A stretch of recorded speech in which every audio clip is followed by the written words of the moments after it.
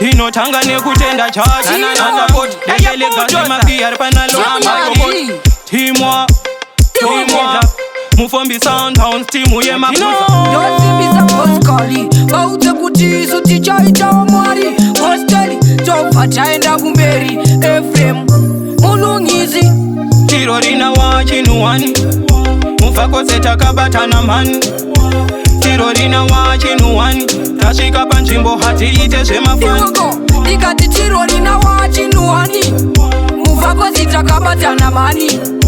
Tirorina wa chimuwani Tashika panchimbo hati ite shemafani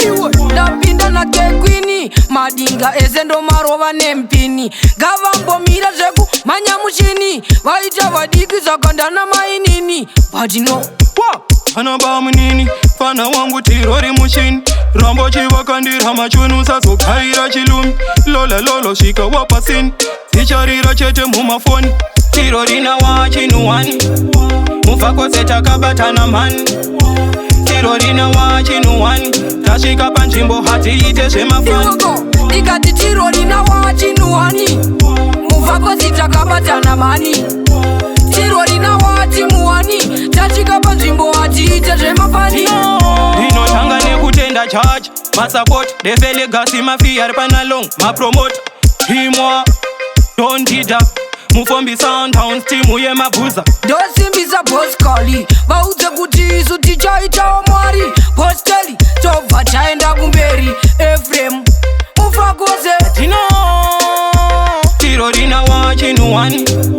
Mufako seta kabatana mani Tirorina wa chinuwani Tashika panchimbo hati ite shemafani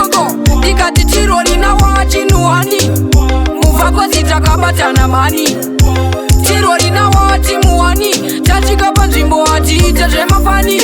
Dapinda na kekwini Madinga ezendo marova nempini Gavambo mira zeku manyamushini Vaita vadiki zakandana mainini Badino Anaba munini, fana wangu tirori mushini Rambo chivakandira machunu saso kaira chilumi Lola lolo shika wapasini Sicharira chete mumafoni Tirorina wa chinuwani Mufako seta kabatana mani Tirorina wa chinuwani Tashika panchimbo hati ite shemafani Ikati tirorina wa chinuwani Mufako seta kabatana mani Tirorina wa chimuwani Tashika panchimbo hati ite shemafani Inotanga nekutenda chachi Masapoti Develegasi mafia panalong Mapromote Timwa Don't did up Mufombi Soundhouse timu ye mabuza Yosimbiza Poskali Baute kutisu tichaita omwari Hosteli Tofa chaenda kumberi Efrem Mufakose Baba beshi vati wani mabati Champion Style DJ Vado George Gaza Mulungizi